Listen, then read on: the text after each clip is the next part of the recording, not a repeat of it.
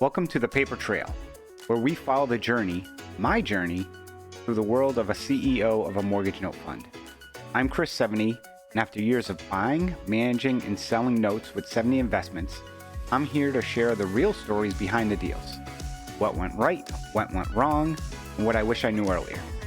From non-performing loans to seller financing to private lending, this show is about more than strategies, about growing your business, learning to follow the paper trail, and doing the due diligence that separates the pros from the rest.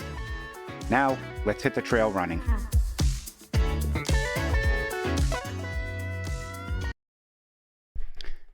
Welcome back, everybody, to another episode of the Paper Trail podcast. I hope you're doing well. As we mentioned previously, we are doing a multi-segment episode of pricing non-performing loans and mistakes that we see people make, and making sure we share our stories, highlights, and mistakes we made in the past, so you have the ability to correct, or let me say, learn from the mistakes of others, which is one of the best ways to learn, is by hearing the stories, hear what people go through, and taking this information and just putting it in the back of your mind, so again, you don't make the same mistake we did. We just finished the third quarter of 2025. It was a great quarter for our company overall. We bought more assets than we've ever bought in any quarter. Had some payoffs, some foreclosure sales, took some properties back. Extremely busy. Our portfolio has reached well over, I think, 100 assets. We're nearing 1,000 investors. So great quarter, and finished getting our information into the SEC. And now the fun part of next month, we'll be getting close to starting our financial audit, which if anyone has never been through an audit, it's actually a very educational process to go through and understand valuations of loans, valuations of companies. It's much more in depth than just taking some numbers and plugging them into a spreadsheet, to say the least. But I've also got my coffee, ripper and ready to go. Funny story, I was having a conversation with people about like type of coffee you drink and so forth, and do you use a Keurig or the kind of espresso one? I forget the type we have as well, but I just make drip coffee every morning. Nothing fancy. Make some drip coffee and go from there. One last thing I want to mention is, for those who do follow and watch the podcast, be on the lookout for some paper stack seminars, looking at potentially having some online seminars in the future, talking about topics such as bookkeeping, as we approach the end of the year, how to properly put your notes into your books. That's always a common theme, common question. Another is reviewing tapes, going through a tape and how to sort through a tape. And lastly, due diligence, throwing out some due diligence files so we can work together with people and understand how to walk through due diligence. So stay on the lookout for that. I haven't announced anything. It's in the back of my mind of something that looking to do to, again, share and grow the education programs out there. I used to have a membership group, which was paid membership, and I actually disbanded it because of time and trying to resources, and I didn't feel like I could fully commit to it, and wanted to try and step back from things, which is kind of what I did. And one of the ways of, I still want to, of course, give back, coming from my family and that education background. And one of the ways I think I can do this for people is once a month having a seminar. People can come on, can learn, and continue to grow, can network, and all lead up to future in-person conferences as well. So I just wanted to give some insight on that. And again, stay tuned. Lastly, for those who are looking to potentially invest with 7E, our Regulation A offering is closing in mid-November. So if you're interested in our Regulation A shares program, check it out at 7einvestments.com. One last note, and I apologize for the 5 minutes of babble I am speaking, but one of the things we launched this past quarter, I'm going to talk more about in the future, is a private lending, correspondent lending program, and we'll talk more about that. But we now can provide loans to real estate investors, and this isn't hard money loans at 12, 14%. These are DSCR loans in the 6 and 7%, as well as some fix and flip loans between 9 and 11%, depending on credit and amount of borrowed. So extremely valuable for real estate investors who especially are paying those high interest rates. We've got some partners who we can work with to get you better rates on loans. So just another aspect of us trying to give back. And in the same token, yes, we do make a few bucks off of it. And of course, it's something that we wouldn't do if it cost us money. But it also, I think, is something that's a win-win for everybody involved. Okay, enough of that. Let's dive in today. Talk about bidding on loans and understanding you just don't put the numbers into the spreadsheet. You can review the property, the predicament, and the person, and all of that, and everything looks good. But let's talk about the loan itself. And a mistake that I made way back in the day that basically highly recommend people try to avoid. And what that is are loans that are not seriously delinquent and have a low interest rate. Let me give you an example. A $100,000 loan at 6% is $600 a month. Let's say that borrower is 6 months behind on payments. $3,600. Okay, 6 times 600.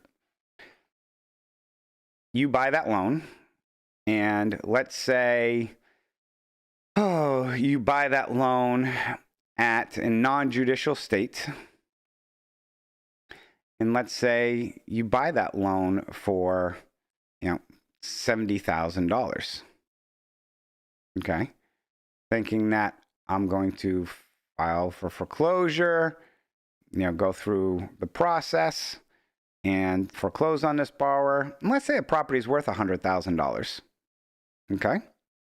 Thinking, okay, I'll take it back. I'll be able to sell it for 90, paid 70. I'm going to make $20,000 in 6 months on this deal. All is good. Okay. Remember, if you've watched my prior episode, we talk about common sense and what would you do in certain scenarios, and sometimes what is common sense is not so common. Let's say this borrower has been in this property for 20 years and the kids grew up there.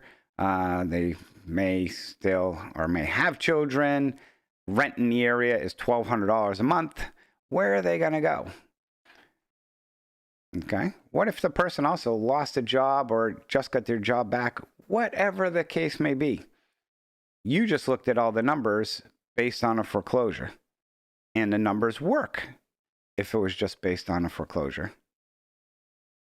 What if that borrower turned around and reinstated that loan? And, you got the $3,600. And then they start making their payments of $600 a month. Okay, now you still, when you net out servicing fees, other costs, other things involved, everything, let's just say it's $550. Okay. That is essentially $6,600 a year that you're getting in. And you got that payment and the money's coming in the door. Now, in this instance, you're getting on your $70,000 investment minus the several thousand you got in a reinstatement, you're basically making 10% on the deal. Okay? If the borrower were to continue to pay on a consistent basis. But what happens is the borrower misses a month here, misses a month there, and continues to back and forth a little bit, but never gets 90 days behind, but does get behind where your servicer starts charging you extra fees. That is going to dwindle down into your returns. 10% still isn't bad. But what we're seeing is loans from 2001, 2002, 2003 that are written at 3%. Okay? And on a $100,000 loan, 100K at 3%, I'm actually looking this up right now.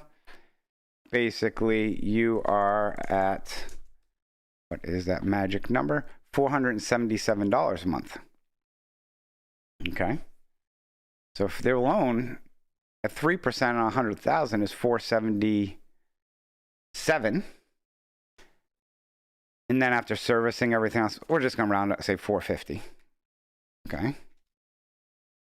It's $5,400 a year on best case. And then at the 70,000, you made a little money, but whatever case may be, you're back in the 6 to 8% yield on a borrower who may have been behind, may have not been performing. Of course they weren't, because the loan was behind. So here's a question I ask. Are you better off originating a loan to somebody with 800 credit as a private lender loan at 8 or 9%, or buying a 6-month behind non-performing loan that's written at 3%, and possibly foreclosing, but possibly then getting this borrower to reinstate and then getting 6 or 7%. So this is where I know a lot of people talk about IRR and everything else. That's where IRR comes into play when you're valuing multiple exit strategies, multiple strategies. But I just want people to be aware, as this is reality when I look at loan tapes. And if I wanted to buy that loan and target a 12 or 15% return, if it were to be reperforming, you might be at like 40 cents on the dollar. So you'd be at 40,000.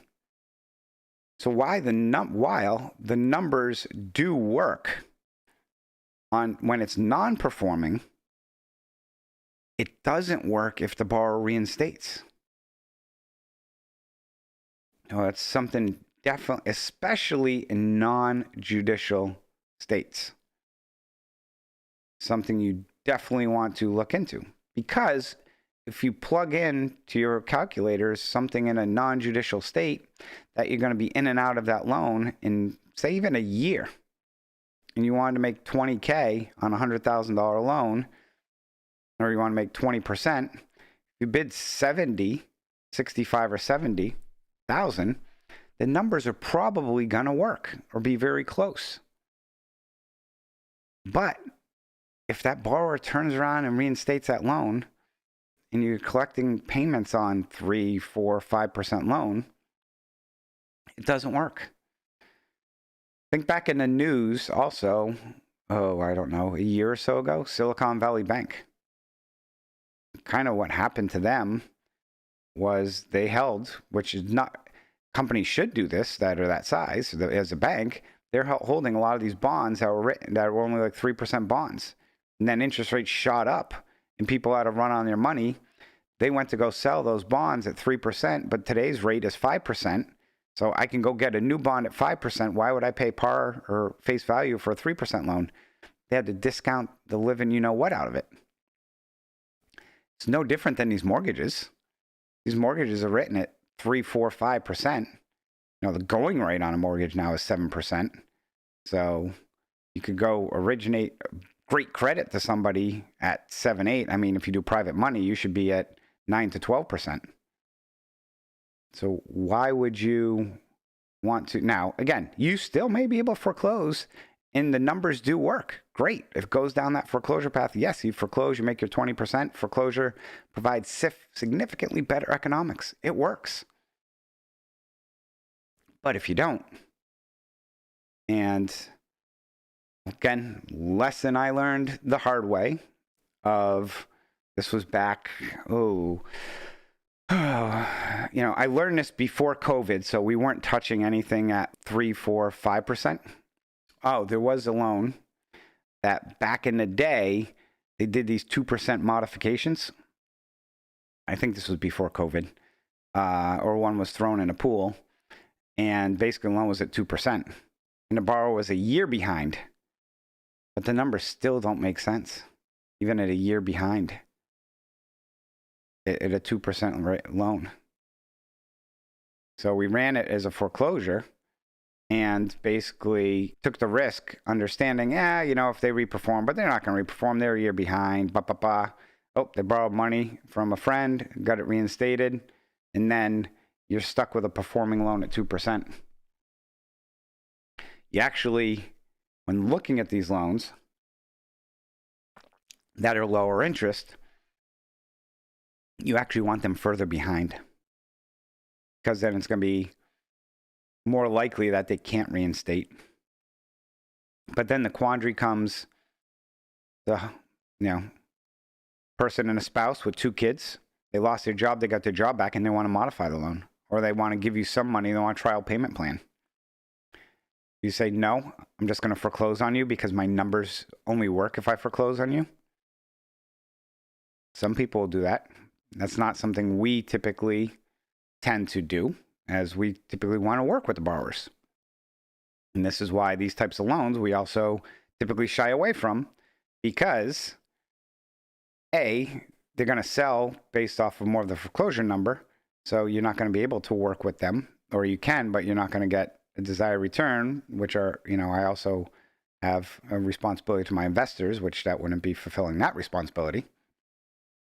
And you're stuck in that quandary, because if the borrower wants to get some type of trial payment plan or has something, and you look and they can afford it, what do you do? And again, you don't find any of this in any course that anybody teaches. So you have to understand kind of dynamics that go back and forth on these low interest rate loans. And if the borrower wants to start paying again or not, the economics may not work. So these low rate loans with minimal delinquencies, and I say minimal, it could be 18 months or less, can be a trap, especially if they reinstate. Because if they do reinstate, there's nothing you can do. Then you're stuck with a low coupon loan that's performing, and what's that going to sell for? If somebody's buying it and wants 10 or 12%, that thing's going to sell. We bid on some loans recently that are in that price range, and I just told them, these are going to be the lowest bids you've ever seen, because our numbers were like 25 and 30 cents on the dollar. And I told them, because I can go originate loans at double digits. Why do I want to deal with a borrower on a 2% loan that if they miss a payment, great, it's a 2% interest? The discount has to be so absurd on those types of loans. Now, where it can be beneficial, and I'll just throw this out there, is if you don't foreclose, and they do on some of these, the spread is so wide, if you get it at such a discount, sometimes it might be worth going back to the borrower and saying, hey, you go refinance, I'll give you $10,000 or something. We've done that in the past too. Now on a 2% loan, they're not going to do it because they want the 2%. On a 5% loan, if rates are at 6, you might be able to convince them. Who knows? But I wanted to share this mistake we made in the past and wanted to share it with you. Just again, when you're looking and evaluating the process of bidding on non-performing loans, look at every exit scenario. Because again, like I mentioned on the other episode about assuming that fast foreclosure, now you're assuming foreclosure, but you're not looking at some of the other avenues or options. And some of those other avenues or options could put you at a significantly greater risk. So that's all I have for today. We will continue on this series in the future in more ways on non-performing loans, looking at them, bidding on them, understanding what to look for, and make sure, again, we're going to share our lessons learned, share some of the mistakes we have made to hopefully make you a better investor. I want to thank you for listening or watching this episode of the Paper Trail Podcast. As always, leave us a like, review on your favorite listening station. Make sure also, if you're on Facebook, join our Facebook group. It's Paper Trail. You can look it up. We are on there. And if you have any other questions, reach out to us. You can go to 7einvestments.com. We have information whether you're a buyer of loans, where you can sign an NDA, get on our list. We're always putting loans out for sale. Or if you're interested in more information about investing within our fund, you can find the information there as well. I want to thank you. Hope you enjoyed this episode. And as always, I will catch you on the next one. Thanks for joining me on this episode of The Paper Trail. I hope today's insights help you sharpen your note investing strategies. If you found value in this conversation, subscribe, leave a review, and share it with fellow investors. I'm Chris Seveny, reminding you to keep doing the work, trust the process, and always follow the paper trail. Until next time.